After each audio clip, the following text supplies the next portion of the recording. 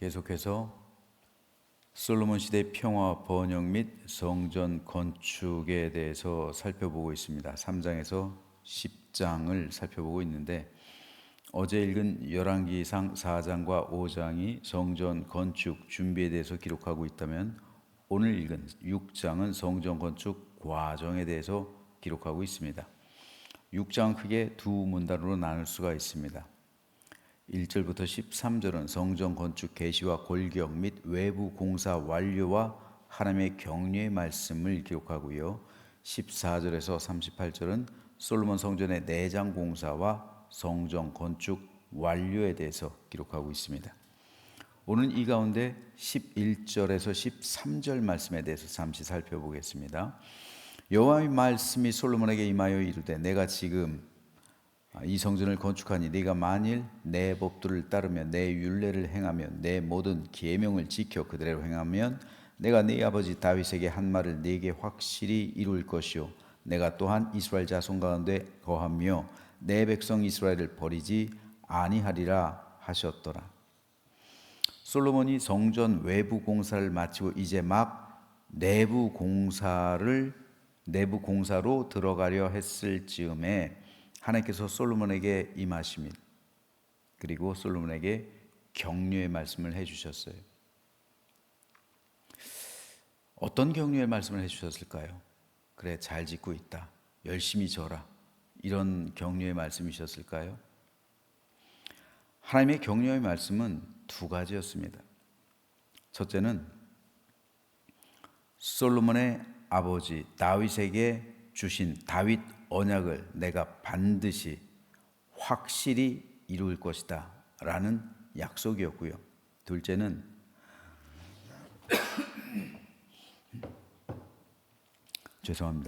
하나님께서 이스라엘 자손 가운데 거하며 이스라엘을 버리지 않을 것이라는 약속이었습니다.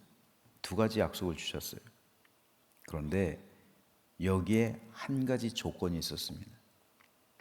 네가 만일 내 법도를 따르며 내 율례를 행하며 내 모든 계명을 지켜서 그대로 행한다면, 하나님께서는 성전 건축을 지금 진행하고 있는데 성전 건축에 대해서 말씀을 안 하세요.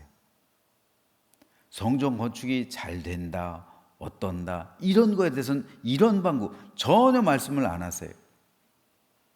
그게 아니라 하나님의 관심은 오직 네가 만일 내 계명을 온전히 순종하고 지키는 것, 여기에 하나님께서는 관심이 있는 거예요. 네가 만일 내 법도를 따르고 내 율례를 행하고 내 모든 계명을 지켜서 그대로 행한다면 내가 이런 두 가지 다윗 언약과 그리고 내 백성 이스라엘 자손 가운데 거할 것이고 영원히 그들을 버리지 않을 것이다. 이 두 가지 약속을 주시는 거예요. 하나님 보실 때 성전 건축은 그렇게 중요한 게 아니었어요. 사실 이것은 하나님의 관심사가 아니에요. 하나님을 위해서 성전을 건축하려고 마음먹었던 다윗에게 하나님께서 뭐라고 말씀하셨습니까? 내가 언제 나를 위해서 내 집을 지어달라고 한 적이 있냐? 내가 그렇게 성막 가운데 초라한 데 있다 한들 거기에서 내가 임한다고 해서 내가 언제 그걸 불평한 적이 있느냐? 언제 내가 내 집 지어달라고 너희들한테 요구한 적이 있냐? 그런 적 없다는 거예요. 하나님께서. 이방인들은 자신들이 섬기는 신을 위한 그 신전을 화려하고 웅장하고 장엄하게 꾸미길 좋아해요. 이것으로써 자신들이 섬기는 신이 기뻐한다고 생각했고, 또 그렇게 해야, 그렇게 화려하고 웅장하고 장엄하게 지어야 자기들의 격이 올라가죠. 자기들의 격조가 올라가는 거예요. 하지만 하나님께서는 정반대였어요. 하나님은 초라한 성막 가운데 임하셨지만 오히려 그것을 기뻐하셨어요. 그리고 그곳에서 하나님의 백성들에게 말씀하시고 그들을 축복하셨습니다. 하나님은 다윗에게도 그리고 솔로몬에게도 성전을 크고 화려하고 웅장하고 장엄하게 짓는 것 원하지 않으셨어요. 두 가지 중요한 이유가 있습니다. 하나님께서 그걸 원하시지 않은 이유는요, 첫째로 사람들이 이 성전이라는 건축물 자체에 압도당할 수 있기 때문에 그래요. 즉 외형적인 것을 바라보기가 쉬워요. 사람들은 하나님을 어떻게 보면은 가둬두는 걸 수 있어요. 성전과 성막의 가장 큰 차이점이 이동 가능한 거잖아요. 성막은 어디든 이동할 수 있어요. 하지만 성전은 이동할 수가 없죠. 한번 지어지면. 물론 가나안 땅에 정착을 하니까 이 성막은 유목민들, 다시 말해서 유랑해야 되는 이스라엘 백성들에게 필요하죠. 어디를 가든. 근데 마음은 성전을 지어 놓는다 할지라도 마음은 그래야 되는 거예요. 마음은 내가 어디로 가든 하나님께서 나와 함께 하시는 것이지, 성전을 짓는 순간 하나님은 성전에 계시고 나의 삶은 따로, 내가 광야로 가면은 거기에는 하나님이 안 계시고, 내가 저 숲속으로 가면 거기에도 안 계시고, 요나가 그런 거잖아요. 하나님이 없는 타시스로 간 거잖아요. 거기는 하나님이 안 계시는 데잖아요.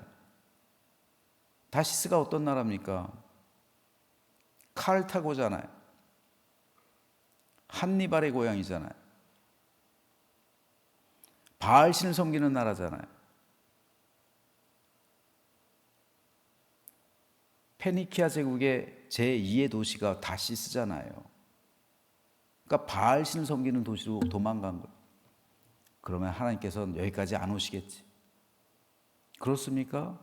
하나님은 성전에만 계십니까? 내 삶은 따로 살아가도 되는 걸까요?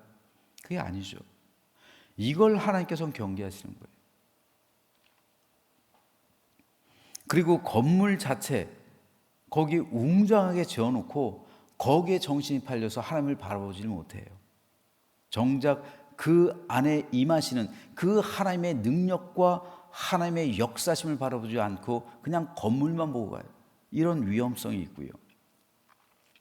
또 하나는요, 크고 웅장하고 화려하고 장엄하게 성전을 짓기 위해선 필연적으로 사람들의 땀과 수고와 눈물과 피가 들어갈 수밖에 없어요. 이집트의 피라미드를 보세요. 중국 만리장성을 보세요.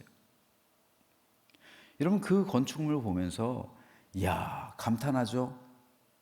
그런데 감탄할 게 아니라 내가 그 피라미드를 짓는데 동원된 노동자라고 한번 생각해 보세요. 내가 만리장성을 짓는데 노동된 역군이라고 생각해 보세요. 그 건축물을 짓기 위해서 얼마나 많은 사람이 죽었을까요? 얼마나 많은 사람이 억울함을 당했을까요? 얼마나 많은 가정이 해체됐을까요? 얼마나 많은 사람이 노예가 됐을까요? 성전도 그래요. 로마의 성 베드로 성당을 보십시오. 거기 가면요 건물에 압도당합니다. 그 건축물 자체가 예술품이에요. 그러다 보면 어마어마한 돈이 들어간 거예요. 상상을 초월할 정도로 돈이 들어가요. 오죽하면 그 돈 많은 교황청에서도 그걸 감당하지 못해가지고 면제를 팔잖아요. 면제부를 판 원인은 성 베드로 성당 그 공사비를 마련하려고 면제를 판 거예요. 그걸 몰라요? 거짓말인 거 몰라요? 알면서도 판 거예요. 땡그랑 하는 돈, 헌금을 안 내니까 더 이상 헌금을 나올 데가 없으니까 그냥 면제부 팔아가지고 공사비를 충당하려고 한 거예요. 종교개혁의 발단이 된 게 바로 이 성 베드로 성당의 건축이에요. 이 과정 가운데 얼마나 많은 사람이 눈물을 흘리고 피를 흘리고 고통받았을까요? 하나님의 성전을 짓기 위해서 하나님의 백성에게 가하는 압박과 고통, 그건 하나님을 영화롭게 하는 게 아니죠. 이스라엘 백성 역시 마찬가지예요. 솔로몬의 성전 짓고 왕궁 짓고 무려 20년 동안 지었잖아요. 그 과정 가운데서 수많은 사람을 노예로 만들어요. 물론 이스라엘 백성을 만들진 않았어요. 하지만 정복 전쟁을 벌여가지고 그 사람들 노예로 데리고 와요. 노예로 삼아요. 수많은 사람들을. 그리고 거기 있는 이스라엘 백성들도 그 성전과 왕궁을 짓기 위해서는 엄청난 세금을 내는 거예요. 하나님께서 그 모습 보시면서 어땠을까요? 내가 언제 성전 지어달라고 한 적 있어? 내가 언제 성전 지어달라고 그랬어? 왜 성전 지으면서 다른 나라 침략해가지고 노예로 만들어가지고 왜 성전을 짓기 위해서 세금을 그렇게 중과세 해가지고 내가 언제 그런 성전 지어달라고 그랬어? 하나님께서 원하시는 것은 건축물이 아닙니다. 건축물로서의 성전이 아니라 하나님의 계명을 온전히 지키고 하나님의 말씀에 순종하는 삶이에요. 그러면 되는 거예요. 그러면 하나님의 저는 다윗 때처럼 그냥 다윗 때 성막은 기브온에 있으니까 다윗 때 그 언약궤를 하기 위해서 염소의 가죽으로 그냥 임시로 만들었잖아요. 거기 있어도 된다. 하나님께서 그렇게 말씀하시는 거잖아요. 중요한 것은 너희가 내 계명을 지키느냐, 내 말에 순종하느냐, 이게 중요한 것이지 성전을 짓는 건 전혀 중요한 게 아니라는 거예요. 이렇게 순결하고 거룩하고 진실하고 참되게 살아간다면, 하나님의 말씀에 순종한다면 하나님을 천막에서 섬겨도 하나님은 그 가운데 임하시고, 사막 한가운데 있다 할지라도, 초라한 텐트를 친다 할지라도 하나님은 그 안에 임하신다는 거예요. 하지만 반대로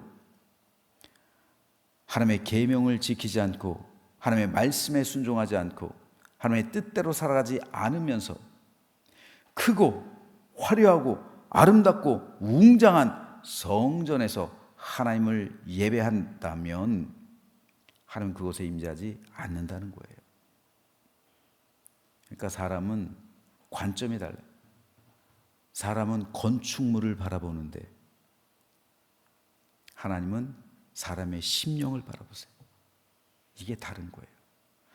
사람은 하나님께서 건축물에 임재하신다고 생각하는데 하나님께서는 사람의 심령 가운데 임재하셔요. 이게 다른 거예요. 그래서 하나님께서 오늘 본문 12절에서 솔로몬에게 말씀하신 순종에 대한 촉구요, 이것은 성전 건축의 완공을 앞두고 있는 솔로몬을 향한 경고의 말씀이에요. 격려의 말씀이기도 하지만 경고의 말씀이기도 한 거예요. 그래, 너 열심히 성전 건축 잘하고 있어. 격려하는 말씀이라기보다는 도리어 경고의 말씀에 가까운 거예요. 중요한 것은 순종이지 건축물이 아니라는 거예요. 중요한 것은 하나님과 동행하는 것이지 성전을 화려하고 아름답게 짓는 것이 아니라는 겁니다. 실제로요, 왜 하나님께서 이런 경고의 말씀을 주셨을까요? 이스라엘 백성들이 다분히 그럴 수 있으니까 경고를 주시는 거잖아요. 실제로 이스라엘 백성은 성전 건축 이후 하나님을 떠난 삶을 살아요. 솔로몬도 그렇고요. 그 결과 그렇게 크고 아름답고 웅장하고 화려하게 지어진 솔로몬 성전이요, 무너졌어요. 이스라엘의 제1성전 솔로몬 성전이, 제2성전 스룹바벨 성전이에요. 스룹바벨 성전을 증축한 것이 헤롯 성전이에요. 그래서 헤롯 성전을 제3성전이라고도 하고 그냥 스룹바벨 성전의 연장으로 보기도 합니다. 근데 어떻든 헤롯 성전은 예수님께서 말씀하셨죠. 복음서에도 나왔지만 지금 46년째 짓고 있다. 다시 말해서 헤롯 성전은 무려 70년 정도 지어졌어요. 무려 70년 정도 헤롯 성전은 증축이요. 어마어마한 돈을 들여서 했어요. 헤롯이 에돔 사람이잖아요. 근데 유대인들의 왕이니까 그걸 인정받기 위해서 헤롯이 수많은 건축물을 지었습니다. 그 가운데 가장 유명한 것이 바로 이 성전이에요. 근데 무려 70년 동안 지었는데요, 6년 사용하고 무너졌어요. 6년 사용하고. 예수님의 말씀대로 64년에 완공이 됐어요. 64년에. 주 64년에 완공이 돼서 주 70년에 그 모든 것이 다 무너져 버렸어요. 그러니까 6년 사용했어요. 하나님께서 원하시는 것은 성전의 화려함, 웅장함, 아름다움, 이게 아니에요. 하나님과 동행하는가, 하나님의 말씀에 순종하는가, 하나님 뜻대로 살아가는가, 이걸 하나님께서 보신다는 거예요. 그러니까 성전을 이렇게 크고 웅장하게 짓는 것은 하나님의 뜻에 안 맞을 때가 많은 거예요. 왜요? 성전을 웅장하고 화려하게 지을수록 타락한 시대예요. 이것으로서 사람들이 자기 만족을 누리는 거예요. 도리어 하나님을 떠나요. 베드로 성당도 그랬고요. 그렇죠? 가장 타락했던 시대잖아요. 성베드로 성당 지을 때, 솔로몬 성전 지을 때, 그리고 헤롯 성전 지을 때 하나님의 경고 말씀대로 된 거예요. 솔로몬에게 왜 괜히 하나님께서 경고의 말씀을 하신 게 아니에요. 타락할 위험성을 하나님께서 경고하신 거고요. 실제로 이제 내일 새벽 기도 때 말씀드리겠지만 이게 솔로몬의 영성의 피크였어요. 꼭대기였어요. 이후로 점점 솔로몬은 쇠락해 가요. 하나님의 경고대로 된 거예요. 그러므로 이것은 오늘 우리에게도 너무나도 중요합니다. 우리 교회도 이제 리모델링을 앞두고 있어요. 우리 역시 리모델링 하는 가운데 우리를 향한 하나님의 음성을 들어야 합니다. 그 음성은 뭡니까? 하나님의 뜻에 순종해서 하나님의 말씀대로 살아가는 것이 리모델링보다 더 중요하다는 거예요.